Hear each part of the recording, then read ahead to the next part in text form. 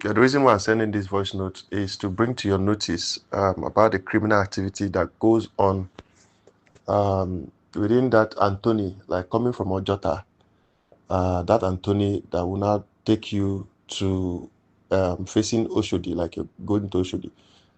Once you're coming from Ojota, that road, there's that road that connects you now that you now face going to Oshodi.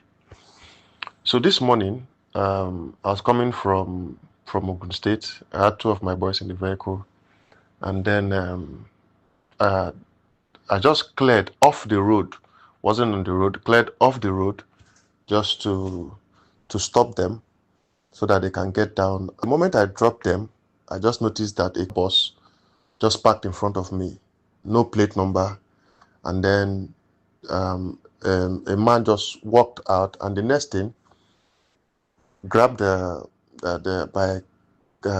handle of my car, opened the door, and then came in. And when he came in, I was like, "Mr. Man, what are you doing in my car? Get down from my car." You know, I asked him to get down from my car because he was a mufti. There was no form of identification, nothing. Just entered my car and said, "Why did you park here?" And so, you know, I was very, very offended and pissed. I was like, "What do you mean why they're parked here?" So I said, "Get down from my car." My gear was still on neutral because I just stopped so that my boys would go down. The next thing, this man just jacked my gear and put it on park. And then while I was still telling him to get down from my car, he just switched off my ignition, removed my car key, and left.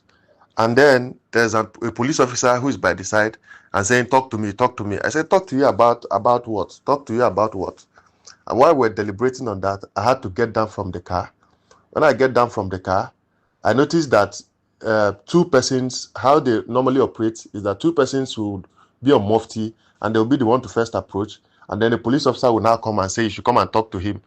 Come and talk to him." So by the time they saw that I refused to talk to him and I brought out my phone, I was already videoing them, you know, and I was making a video and even showed the officer that was in the car. While I was doing the video, the officer on the steering wanted to grab my phone, you know.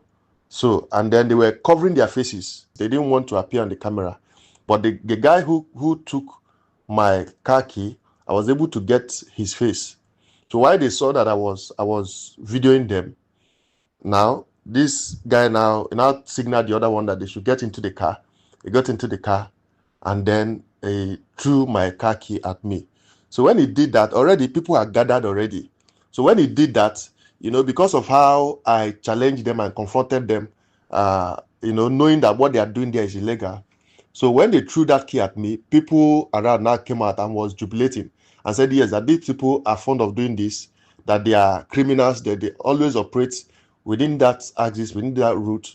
And so already they had somebody, there's this Highlander that they've already packed, you know, and one of the guys has entered the man's car. I think the man was already panicking, and they're beginning to negotiate. They're beginning to negotiate with him already. By the time I got down from the car and put them on camera, the officer that was with them went to the back of the seat to hide himself and was trying to dodge from the camera, while the other guys that were mufti were also trying to dodge from the camera. So when they saw that I put them on camera and was videoing, they were trying to maneuver their way out of the situation. So, and then the guy that took my key at first entered the vehicle and threw my key at me and then drove off. Already people were there observing to see what was going to play out. So by the time they threw my key at me and then I was going back to my car, they started shouting and jubilating. And then, you know, saying that these are doing their normal routine, that they are criminals, that this is how they always extort money from people.